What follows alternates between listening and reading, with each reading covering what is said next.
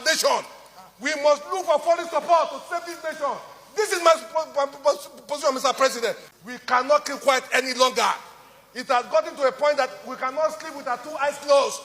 We are not free. Our children are not free. The president must rise to the occasion. There's no nation that is so powerful that doesn't need support of other nations. Individuals cannot say you will leave the world without any other person with you. So we must rise. The situation is our security system has collapsed. It has failed. And because it has failed, we need to look for foreign support. It costs Nigeria nothing. Forget the ego, forget the superiority of Nigeria in African nation. Today, we are facing serious problems. If our nation is to survive this period, I'm not in doubt that the security architecture we have today cannot cope with what we are facing. Every part of this country is threatened. From the north to the south, nobody is safe. Nobody can travel 50 kilometers in our nation. I feel like shedding tears for a country that we grew up, where nobody harasses you when you travel from Lagos to Maiduguri. I've done it in times past. Today, I cannot travel from here to Kaduna to Niger State where I was born. The president must know that this is a bad time for our nation. We must look for foreign support to save this nation. This is my position, Mr. President. We must rise to it. They are killing people in the east, in the west, in the south, in the north. We should shut down the National Assembly. Let's shut it down. If we cannot save this country, we stay in our homes. You cannot appreciate the fact there is serious problem in Nigeria, serious security breach in this country. Citizens could no longer travel without fear of either being killed, kidnapped, or even dismembered for organ harvesting, even after paying ransom. The worst is that so many people have been adopted. When their families struggle to raise funds for their release, they end up taking the ransom and also killing the victims. This is what is happening.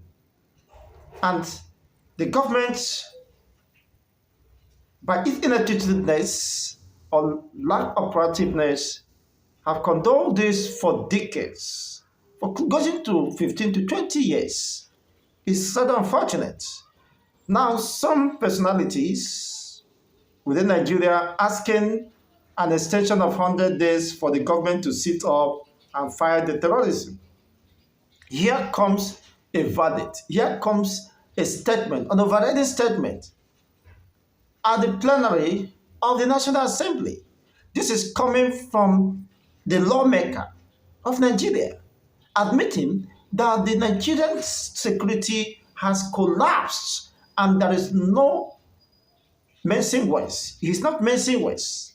There are evidences. He cited several instances that before this time, someone can travel from Lagos to Borno without fear of any state of insecurity. Even at night, I've embarked on such journey from Lagos to Abuja to Kano State, from east to Kano.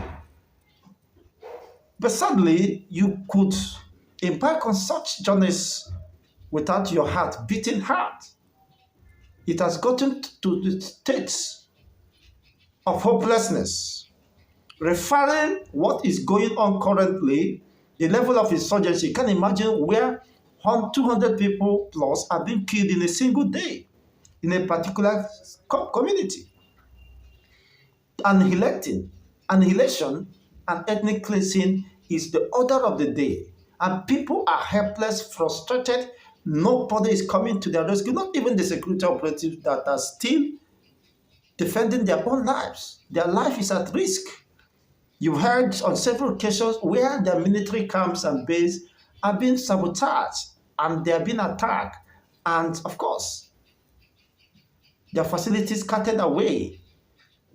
The military personnel ambushed and killed in their dozens. We've been hearing that repeatedly. Begin to ask now, what will be the way out of this? People have been living in fear, in apprehension. The survivors of today might become victims of tomorrow. That is just it. It is quite very unfortunate. Now, the senators are now beginning to understand that we can no longer continue in this deception. The state of insecurity rocking, ravaging Nigeria today is worse than the Civil War. Why? Because the Civil War was just a region. The whole target was against the Eastern region. But today, I do agree with his submission that what is currently going on in Nigeria today is worse than the Civil War. Worse in the sense that the impact is no longer just felt within the war-torn region of the East. Now, the North East, the North Central, the Northwest, the Southwest is having a fair share of this state of insecurity. People are being killed.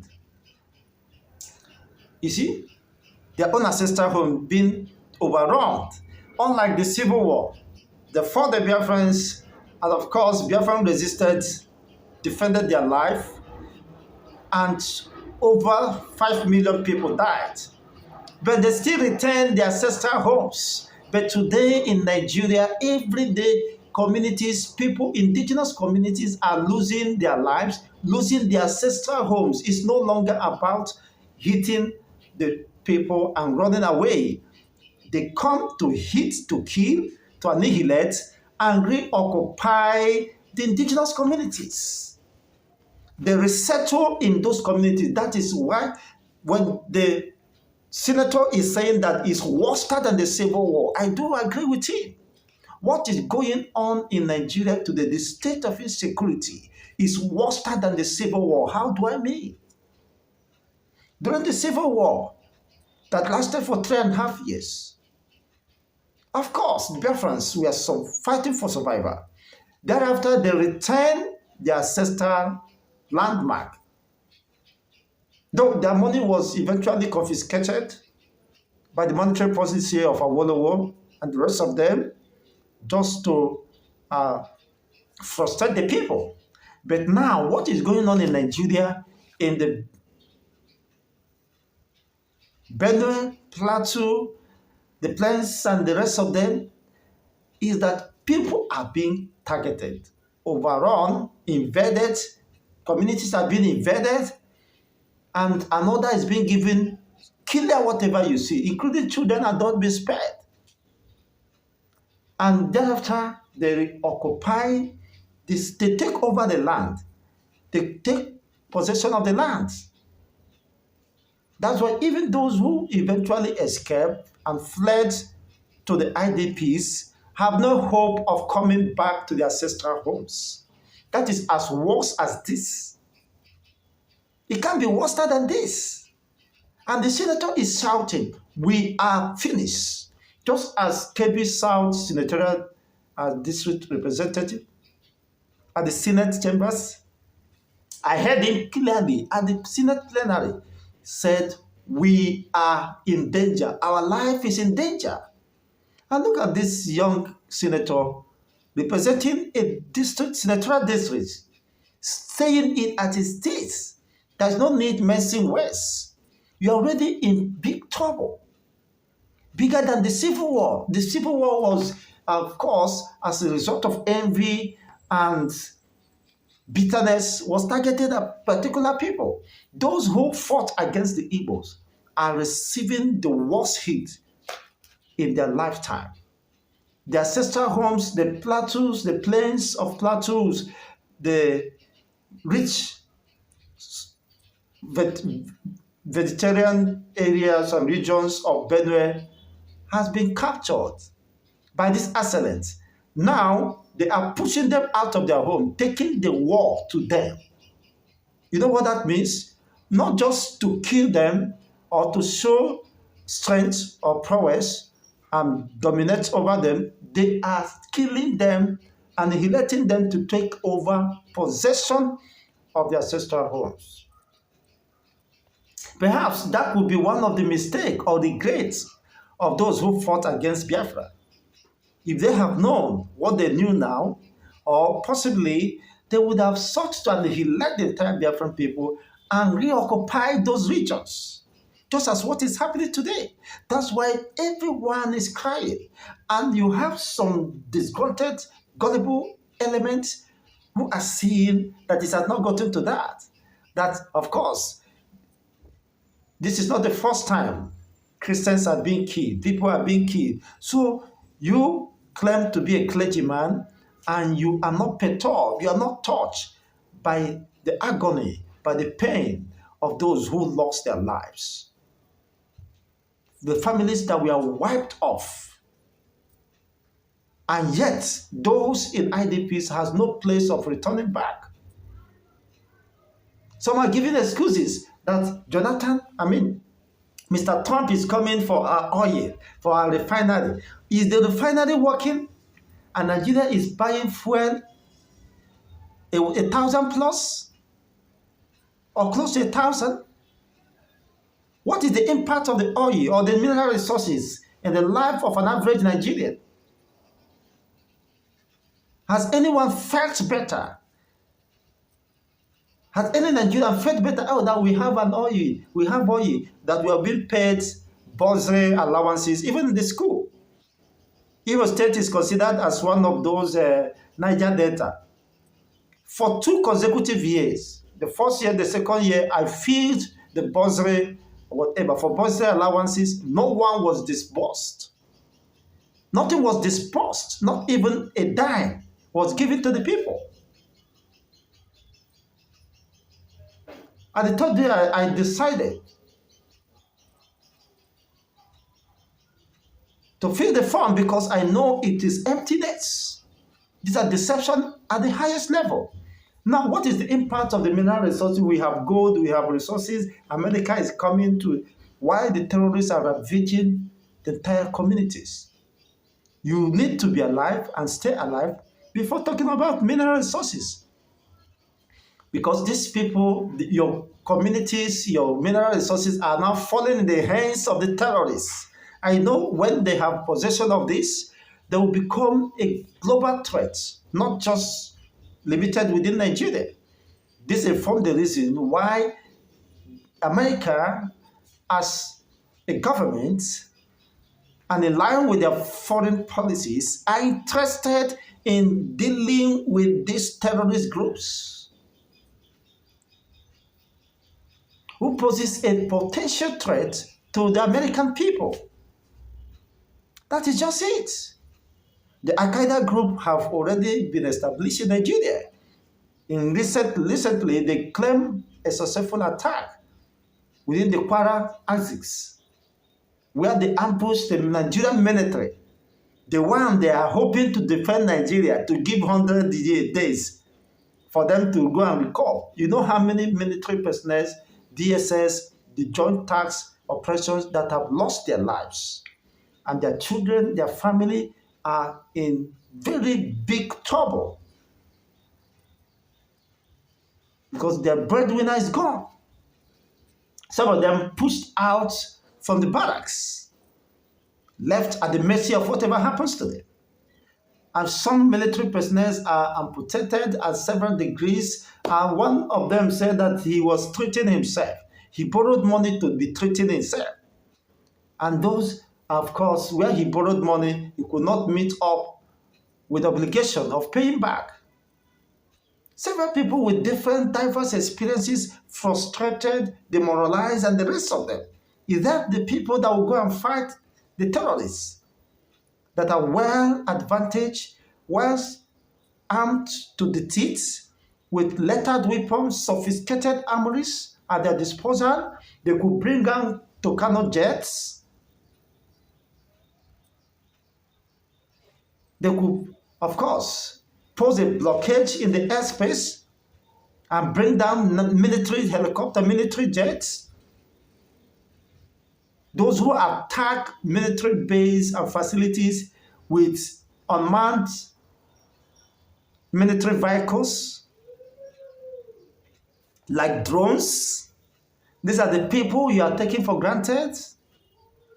Well and highly networked, terror cells. Wow, that must be a joke of the day. Now the senator is crying out. There is no need of pretense. We are already in a big mess. I'm threatening, let us shut down this place because we are no longer relevant.